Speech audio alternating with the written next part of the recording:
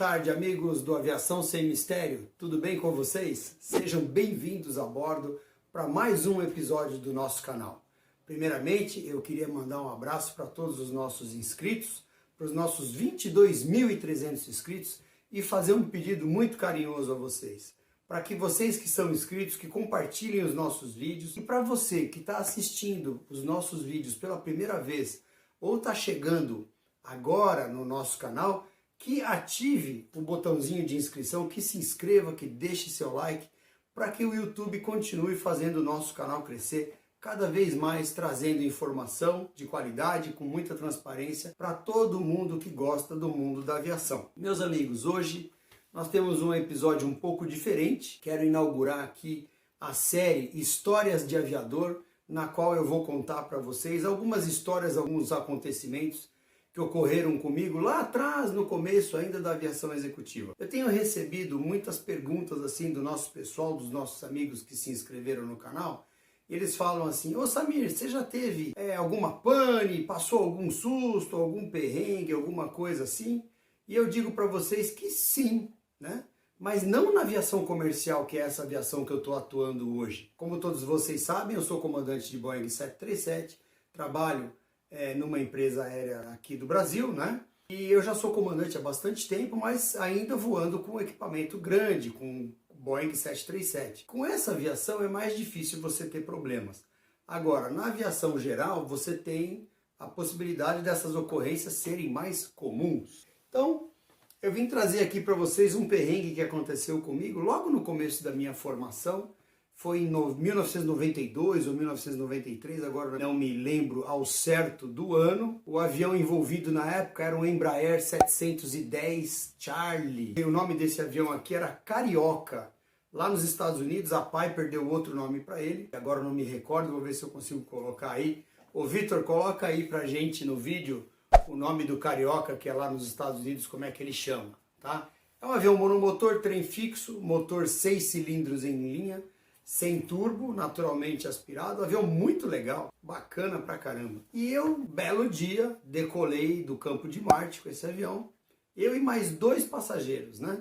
A minha missão naquele dia era decolar de São Paulo, ir até a localidade de Caxambu, fazer um sobrevoo na fazenda desses passageiros, que eles estavam com umas máquinas fotográficas, com umas teleobjetivas bem grandes e tal, e eles pediram para que eu fosse lá, levar eles lá e fotografar a fazenda deles e voltar para São Paulo. Bom, então fizemos assim, né? Fui na sala de tráfego, na sala IS, lá em Marte, preenchi o plano de voo, a notificação de voo, eu olhei a meteorologia, estava tudo bem, não havia previsão que o tempo viesse a piorar e tal, nem nada, estava um dia bonito como o dia que fez hoje. Eu peguei e decolei. O avião, como eu já disse para vocês, é um Embraer Carioca. O prefixo dele na época era November Foxtrot Alpha. Eu nem sei por onde anda esse avião mais. Faz 30 anos que eu não vejo esse avião. Enfim, aí peguei, decolei e eu levei a minha carta de voo visual, que é a WAC, né? Que é a World Aeronautical Chart.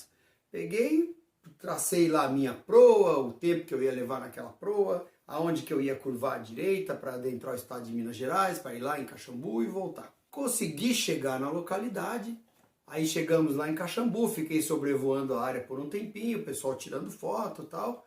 Aí missão cumprida, bora voltar para São Paulo. Tranquilo. Na volta para São Paulo, eu comecei a achar que as coisas estavam meio estranhas. Porque a previsão do tempo que eu tinha pesquisado lá em São Paulo dizia que nós não iríamos ter tempo ruim em São Paulo, né? E de repente, pessoal, o teto, as nuvens começaram a baixar. Aliás, quando eu decolei, nem nuvem tinha. Quando eu estava voltando, eu já comecei a perceber muitas formações aí ao longo da rota da volta, né? E aquilo foi me preocupando. Meus amigos e as minhas preocupações realmente acabaram acontecendo. Aquilo foi formando cada vez mais nuvens, mais nuvens, mais nuvens, mais nuvens. O teto foi baixando e eu baixando junto com o teto, até que chegou um momento que eu pensei assim: cara, se eu baixar mais, eu vou acabar batendo em alguma coisa. E eu peguei e acabei tomando a decisão mais inusitada para quem não tinha carteira de voo por instrumentos. Eu estava no comecinho, eu já tinha a carteira de piloto comercial, porém eu não tinha carteira de voo por instrumento, por isso que é tão importante saber voar por instrumentos, tá? Mas eu já tinha um bom conhecimento de manter o voo nivelado pelo horizonte artificial. Aqui, ó, o horizonte artificial é esse instrumento aqui, tá? Esse instrumento ele serve para mostrar para o piloto a atitude do avião, tá? Esse instrumento, a posição correta dele é essa daqui, ó. Tá? Como vocês estão vendo, com esses botões para baixo. Só que esse instrumento aqui, quando ele quebrou, se ele tivesse funcionando bonitinho, o piloto estaria vendo isso aqui, ó. O lado azul de cima é o céu e o de baixo é a terra, né? Então, por exemplo, quando você faz uma curva para a esquerda ou para a direita, isso aqui vai fazer o movimento indicando se o avião está fazendo curva, está subindo ou está descendo. Essa aqui é uma relíquia que eu tenho guardada há muito tempo, que me foi dada de presente por um grande amigo meu, pelo Antônio, tá? Antônio Sestini, dono da fazenda Nossa Senhora da Conceição em Itatiba, que vale a pena conhecer, tá? De domingo, um domingo que vocês tiverem, deem um pulo lá, tá bom? Então esse aqui é o horizonte artificial. Na época, eu apesar de não ter a carteira de voo por instrumentos, eu sabia lidar com isso aqui, porque eu aprendi no simulador, né? E eu, então, já que eu não tinha escolha, eu peguei e fiz o quê? Subi, passei pelas nuvens, cheguei no visual no topo, né? Tive a sorte de conseguir furar a camada por cima e fiquei voando em cima daquele lençol branco ali. Pessoal, moral da história, não preciso falar muito para vocês que eu me perdi, né? Eu não sabia, como eu não tinha referência visual com o terreno, eu acabei sem saber aonde eu estava. E aí a medorreia tomou conta, né? Aí aquela sensação de, meu Deus, e agora o que eu vou fazer e tal. Eu pensei comigo, falei, não, peraí, vamos pensar. Eu não devo estar muito longe de São Paulo, porque eu acabei de sair de Caxambu nessa proa. Eu vou fazer o seguinte, eu vou pegar o rádio e vou chamar o controle São Paulo.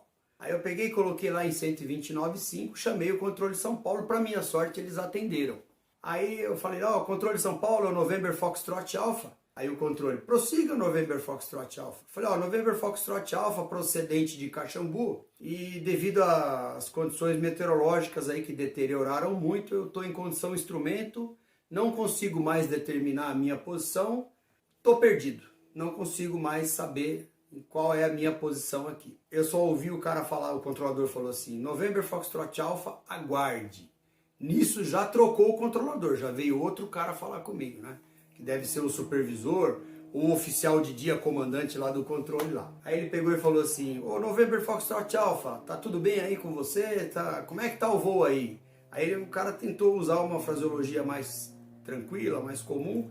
Eu falei, ah, tudo bem, eu tô voando aqui nivelado, tô voando instrumento, porém eu já vou adiantar para vocês que eu não tenho carteira de voo por instrumento. E eu não consigo determinar a minha posição. Bom, pessoal, aí o cara pegou, o controlador pegou e falou assim pra mim, ô November Foxtrot Alpha, você possui transponder a bordo? Eu falei, ah, positivo, possui transponder a bordo. O que é o transponder? Pessoal, o transponder é um equipamento que todo avião tem, que quando o radar da terminal, da onde você está sobrevoando, manda uma interrogação para você, o transponder responde, enviando um sinal secundário para o radar, dizendo a tua velocidade, a tua altitude e a tua proa, a direção que você está indo, né? Porque se você não tiver o transponder, o radar aparece apenas um alvo.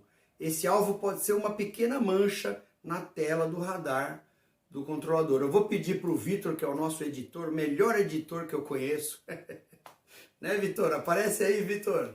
Dá um oi para a turma aí. Poxa, logo agora que a história estava tão boa. Oi, pessoal. E o Vitor vai colocar para vocês a tela de radar e o alvo primário de radar para vocês terem uma ideia. Então, ele falou, possui transponder? Eu falei, positivo, tem o transponder aqui. Ele falou, ó, tem uma luzinha piscando aí no transponder, que é o ident, né? Na época, isso tudo para mim era muito novo, gente. Nós temos que pensar que isso foi há 30 anos atrás e eu tinha 100 e poucas horas de voo de experiência, né? E em cima do Aeroclube de Sorocaba, né? Então, essa foi a minha primeira vez que eu saí longe, assim, como passageiro, fazendo um voo assim, mais comercial. E aí ele pegou e falou, aperta esse botão aí que tá piscando aí no transponder. Aí eu peguei, apertei o botão, aí ele falou, ah, ok, November Foxtrot Alpha, eu já tenho você identificado aqui no meu radar. E olha só, pessoal, para quem é mais experiente que está ouvindo o vídeo, que ele fez? Ele começou a me vetorar, né, a pagar instruções de proa para que eu pudesse voltar para São Paulo. Quando chegou na região de São Paulo, ali próximo aos aeroportos de São Paulo, e eu estava bem longe, eu já tinha esticado bastante ali, eu já tinha passado Campinas, eu tive que voltar. Quando eu passei de volta ali, estava voltando para São Paulo, eles me informaram por rádio, olha, São Paulo tá bem ruim o tempo, abaixou bastante, deteriorou as condições e tal, nós estamos pensando em mandar você para Guarulhos. Eu falei, olha, eu não tenho condição de ir para Guarulhos, eu não tenho nenhuma carta de voo de Guarulhos, porque eu saí para um voo visual, não tenho condição de nem ir para Guarulhos, nem ir para Congonhas. Será que não dá para a gente ir para Campinas? Campinas está operando visual? Ele falou, não, Campinas também está operando instrumento com chuva. Aí ele falou, o único aeroporto que não está chovendo é Marte, é o Campo de Marte. Porém, o Campo de Marte está com o teto bem baixo, está com menos de 500 pés de teto. Pessoal, para voo visual tem que ter 1.500 pés de teto. Então, Marte estava com menos de 500 pés, que eu me lembre mais ou menos, estava bem ruim Marte. Aí a única opção que o controlador teve, e ele foi muito corajoso para fazer isso, foi tentar fazer um PAR comigo. PAR é um procedimento, Precision Approach Radar, é um procedimento de precisão por radar, alinhando o avião com a pista, sem o piloto ter a visibilidade da pista, até um ponto mínimo em que o piloto comece a avistar a pista. Pessoal, esse procedimento só é feito por aeronaves militares. E é um procedimento difícil de fazer. Mas a única forma que eles tinham de salvar a minha pele naquele dia foi fazer um procedimento PAR. Aí ele falou para mim, ele falou, olha, eu vou começar a pagar instruções para você de proa, de direção e de altitude. E você tem que me obedecer fielmente para que eu consiga trazer você de volta até o Campo de Marte. Ele falou, porque senão você não vai ter onde pousar. Ou era lá, ou era lá. E não adiantava eles tentarem fazer um procedimento desse comigo, num aeroporto grande como Congonhas ou Guarulhos. Por quê? Porque eu ia bagunçar todo o tráfego aéreo. E depois eu fiquei sabendo, né, que vocês já vão saber o porquê, que eu já tinha bagunçado a Terminal São Paulo muito. Enfim. Aí ele foi pagando lá as proas, olha, November Foxtrot Alpha, desça agora para 5.000 pés. Aí eu punha lá o manche para frente, descia para 5.000 pés, segurava lá, ele falou, agora 10 graus à esquerda. Eu ia lá, 10 graus à esquerda tal. E ele foi fazendo isso, foi dando instruções para mim, e eu mantendo lá o horizonte, ó, o horizonte artificial bem niveladinho lá, bem bacana. E eu fui chegando, até que ele pegou, em algum momento ele falou para mim, ele falou, agora você está a 5 milhas da cabeceira 12 do Campo de Marte, da 102. Diminua a velocidade, você está a tantas milhas do pouso, faça cheque pré-pouso. Aí eu ia lá, pegava seletora do tanque mais cheio, magneto em ambos, flap de aproximação e vinha. Aí ele falou, olha, agora desça para 3.600 pés, agora desça para 3.500 pés. Na proa tal, na proa 120, ele me alinhou com a pista e quando deu mais ou menos uns 500 pés de teto eu consegui avistar a pista. Tava garoando, uma garoa bem forte assim, e eu pousei. Pessoal, eu pousei em Marte, ninguém tava voando nesse dia, o tempo deteriorou de um jeito, aconteceu um fenômeno atmosférico, a nebulosidade que estava entre o mar e a Serra do Mar, por algum motivo essa nebulosidade pulou a Serra do Mar e entrou em São Paulo. E aí encobriu tudo. Enfim, eu consegui pousar com a ajuda desse controlador, que eu adoraria saber quem é, para poder agradecer, porque eu devo a minha vida para esses caras, né? E aí quando eu pousei, eu fiz o pouso ali todo torto, porque estava ventando pra caramba, e eu vi um Jeep, na época era o DAC ainda, que era um órgão controlado pelo Ministério da Aeronáutica, né? Cara, quando eu pousei, eu percebi um Jeep azul, sabe esses Jeepinho Willys? Jeep tipo da Segunda Guerra Mundial, assim. Aí o cara, um soldado da Polícia da Aeronáutica, o cara pegou e fez assim pra mim, ó, e mandou eu ir atrás dele no táxi. Aí eu sinalizei pra ele que eu precisava deixar os passageiros, aí eu fui indo na frente, eu deixei os passageiros no hangar da JP Martins, me lembro até hoje. Cortei o motor, o soldado chegou do lado do avião, falou assim, você que é o piloto do avião, me acompanhe. E aí nisso começou a chover. E Jeep não tem capota, né?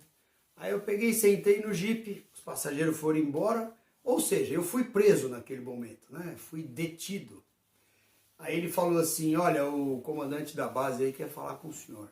Falei, caramba, meu. Quando ele falou comandante da base, que eu vi o jipe da Força Aérea ali, a única coisa que eu conseguia pensar era cadeia, vou ser preso por algum motivo. Tomando chuva no jipe, eu peguei e fui conduzido a uma sala, aí até uma antessala, né? Aí depois o soldado apareceu novamente, né? Sério, muito sisudo, né? Todo fardado, paramentado. Pegou e olhou para mim e falou assim, olha, o coronel fulano vai te atender. Quando ele falou coronel, eu falei, pronto, agora já era, bicho. Eu tenho que ligar para um advogado, porque eu acho que eu vou em cana. Cara, entrei na sala do tal coronel, que eu não lembro o nome. Quando eu entrei na sala, o homem começou a falar assim para mim. Piloto, você tem ideia de quantos aviões desviaram aqui da Terminal São Paulo, que não pousaram em Guarulhos, que não pousaram em Congonhas, que não pousaram em Campinas por tua causa, porque o senhor estava perdido aqui na Terminal São Paulo, cruzou a Terminal perdido, voltou na Terminal perdido. Você tem ideia de quantos aviões, de quanto você bagunçou o tráfego aéreo de São Paulo hoje? Eu falei, não, coronel, não faço ideia. Ele falou, olha, eu não vou nem te falar quantos aviões, mas pelo menos umas 8 aeronaves tiveram que alternar por sua conta. Ele falou, você não tem ideia de tráfego aéreo, não sabe que o tempo estava ruim? Eu falei, não, olha, coronel, eu olhei as previsões de tempo, não havia previsão de tempo ruim e tal, e eu fui fazer o meu voo e não sabia que o tempo ia dar essa mudada tão brusca, né? Ele pegou e falou assim, olha, eu só não vou tomar uma medida mais drástica contra você, porque você fez a coisa certa, você subiu e chamou, pediu por ajuda no rádio e os caras fizeram um PAR e te trouxeram de volta. Ele falou, você tem carteira de voo por instrumento? Eu falei, não tenho, coronel, estou tirando ainda. Ele falou, olha, foi um milagre você não ter caído, não ter se desorientado. Ele falou assim, olha, eu vou te pedir uma coisa, você não me saia mais sozinho com o avião, enquanto não tiver a sua carteira de voo por instrumentos, enquanto não tiver voado bastante, não tiver pego muita experiência e tal. Eu tomei uma super bronca daquele coronel naquele dia, né? Foi uma bronca assim bem incisiva, num tom assim bem ameaçador, né? Aí ele falou, se eu ouvir um elogio teu, eu vou mandar te prender. Eu falei, caramba, meu, essa daí não foi brincadeira, não. Aí ele pegou, me liberou ali, né? Não sem antes eu prometer para ele que não sairia mais voando solo num dia onde o tempo pudesse mudar. Por mais que eu tivesse explicado a ele que a previsão do tempo não previa mudança, ele deu de ombros para mim e fez de conta que não ouviu. Mas enfim, consegui sair dali da sala do coronel sem ser preso, o que já foi muito bom para mim. Aí eu peguei, voltei lá no hangar, arrumei o avião, botei o avião no lugar de novo e tal.